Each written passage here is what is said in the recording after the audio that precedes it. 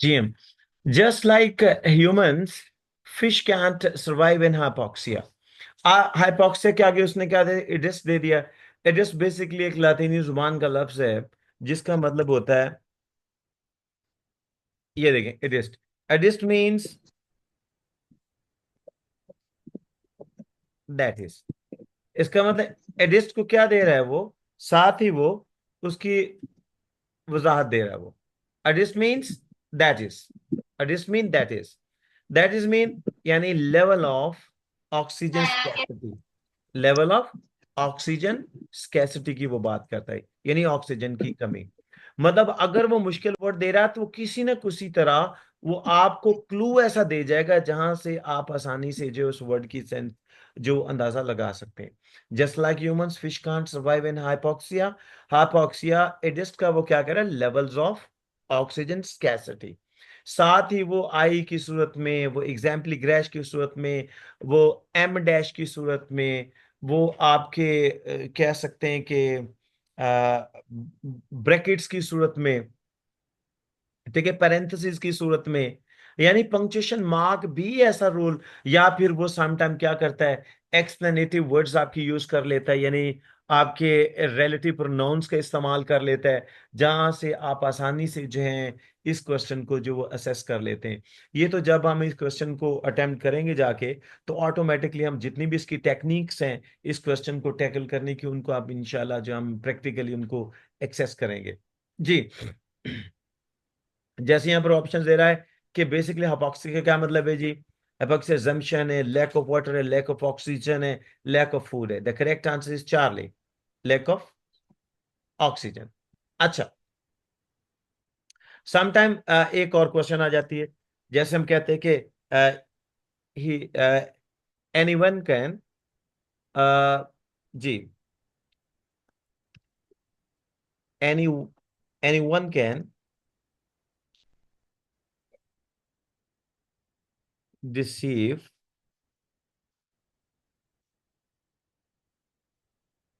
her because she is very innocent and innocuous।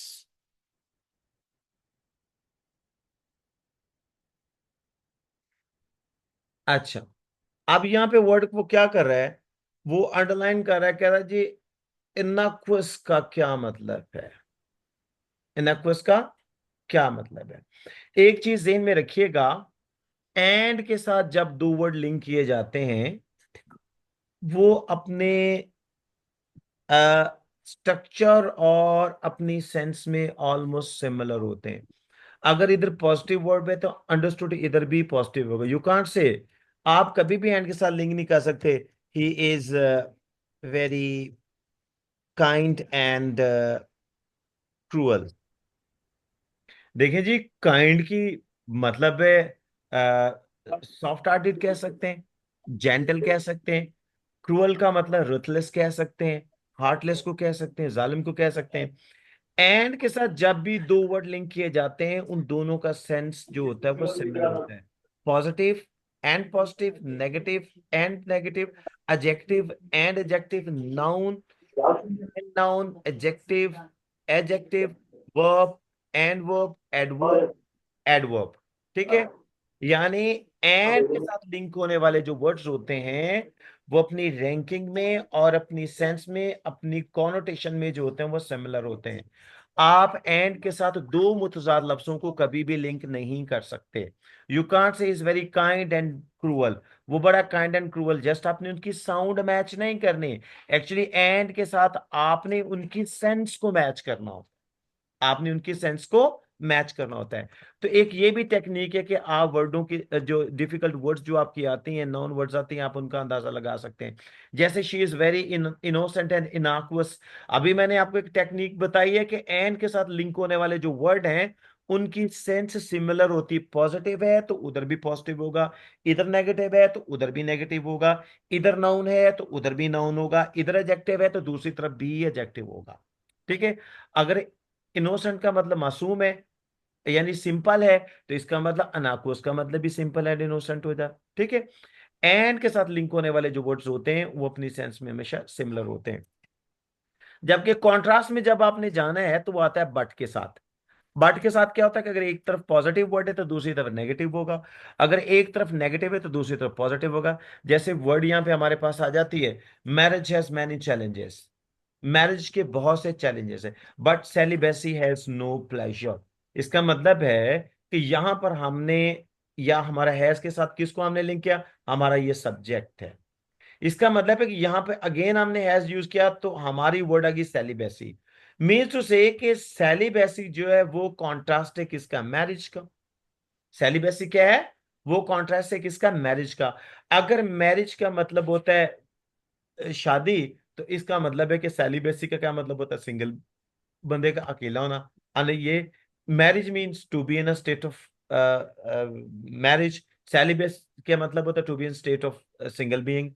यानी marriage शादीशुदा में शादी को शो करता है, और सेलिबेसी जो वो क्या करते हैं, वो कंवारेपन को शो करता है। ठीक है। मैरिज हैज मैनी चैलेंजेस, शादी के बहुत से चैलेंज है, but celibacy has no pleasure. लेकिन सेलिबेसी की भी तो कोई खुशी नहीं होती, यानी अकेला शादी के बगैर भी तो कोई गुजारा नहीं होता, कोई खुशी नहीं मिलती।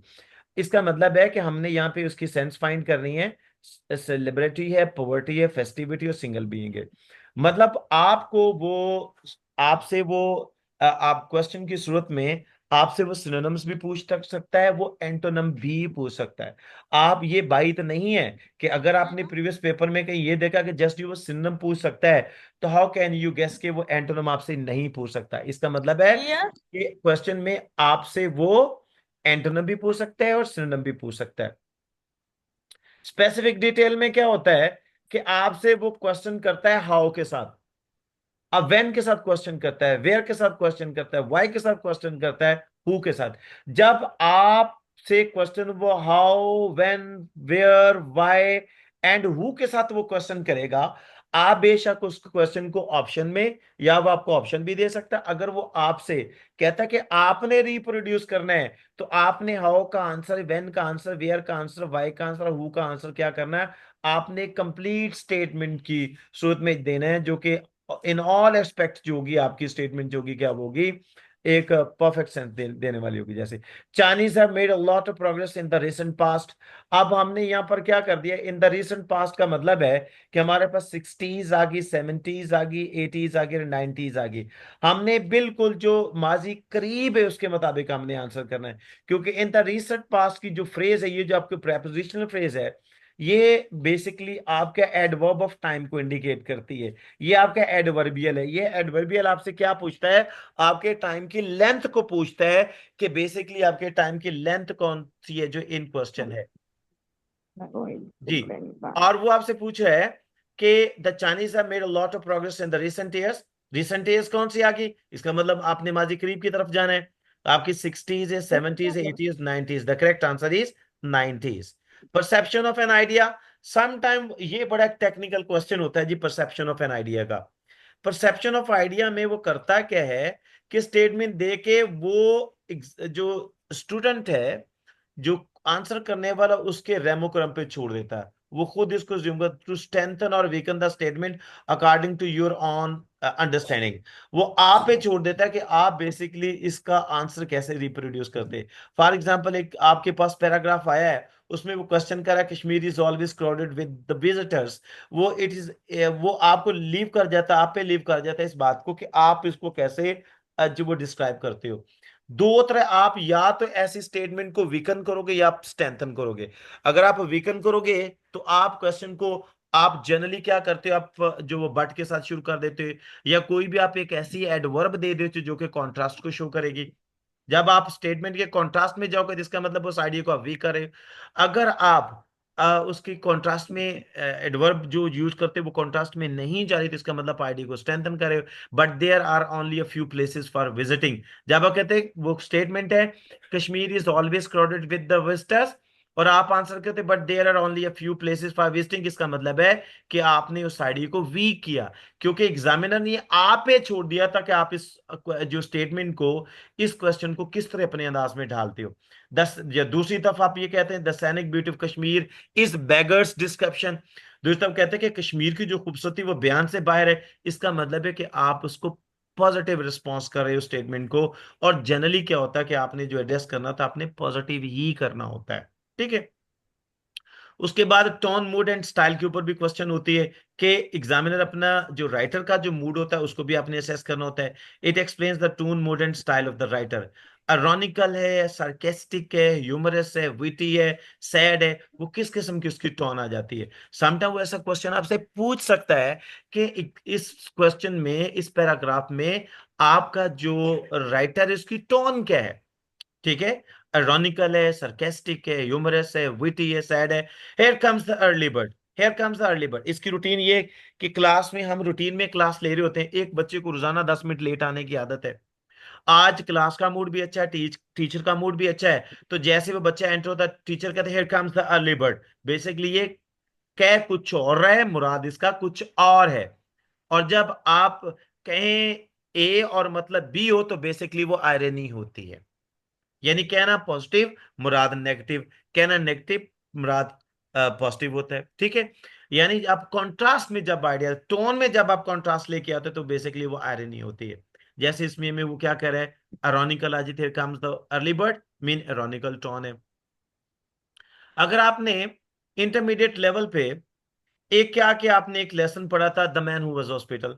आई will not take up your time dear boy with telling you what is the matter with me, life is brief and you might pass away before I had finished, but I will tell you what is not the matter with me, I have not got housemaid's नी।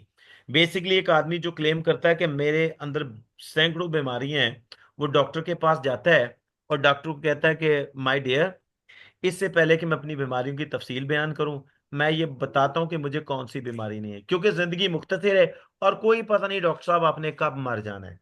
मतलब है ना बड़ी तमस्खराना बात, बड़ा वो humerus बात उसने कर दी है कि बीमारियों का शिकार वो है और वो डॉक्टर को कह रहा है you might pass away before I had finish, इससे पहले कि मैं बीमारियों की तफसील बयान करूं, मुकम्मल करूं, खुदा ना खास्ता मर ना जाए।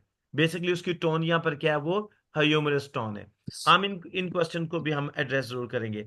आइडेंटिफाई एक्सेप्शन में रिस्पेक्टिव स्टूडेंट्स क्वेश्चन होता है कि आपने ऐसी स्टेटमेंट को फाइंड करना है जिसका पैराग्राफ में जिक्र ही नहीं होता। समटाइम इस किस्म का क्वेश्चन भी रीडिंग कम्प्रीहेंशन में पूछ लिया जाता है।